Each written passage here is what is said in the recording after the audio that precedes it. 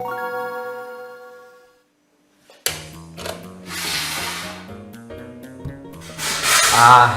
and welcome to the frat house. You know, the life of a university student can get pretty wild, and with all the time I put into my work,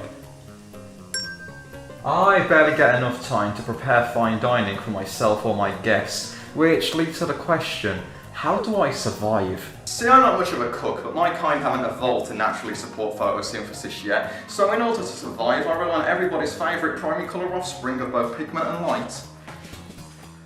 Brown. Here I have what I like to refer to as brown foods, between scrumptious desserts, sensacious cereals, carbohydrate cravings and carcinogenic cancer-causing body killers. Every desirable substance can be found here not only in quantity, but volume. Today we're focusing on the last of those options. Processed chicken, or as I like to call it, a digestible disease, the perfect companion to the food already most notorious for causing salmonella. Chicken dippers are the staple of every 4 to 14-year-old's birthday party, and my daily diet. Easy to purchase, prepare and finally devour, suitable for snack times and final meals for those of you watching behind a cell. Perhaps best of all, they're cheap too. Ration a bag out properly and you can get 4 meals out of it. I can't see a better place to start munching. Firstly, we need to get into preparation, so let's check off the list one item at a time. Before anything, preheat the oven to 210 degrees Celsius, simple enough.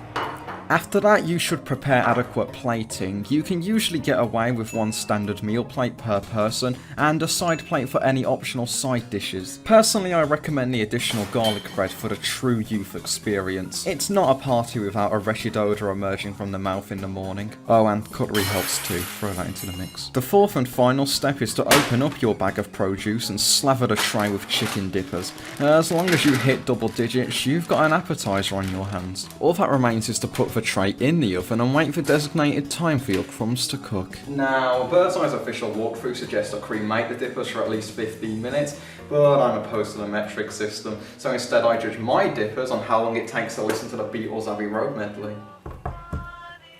And look at that, our first guest is here.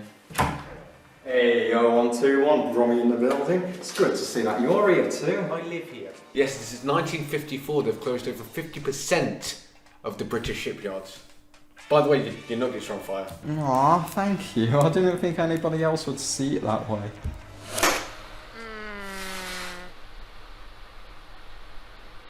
Say, they're looking a bit soft. We need to check on their internals. Most commoners will do this with a knife, however I find the best way to do this is with a razor blade. To conclude this riveting process, add any optional additional condiments and I'll consider this a pretty successful meal.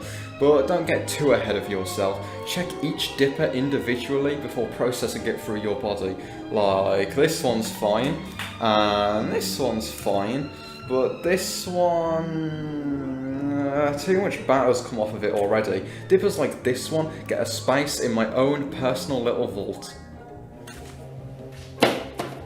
The compost vault, where I'll be eaten by like, I don't know, worms or something. And that's all you need to know about cooking your nugget on a budget. If this tutorial helped you, good!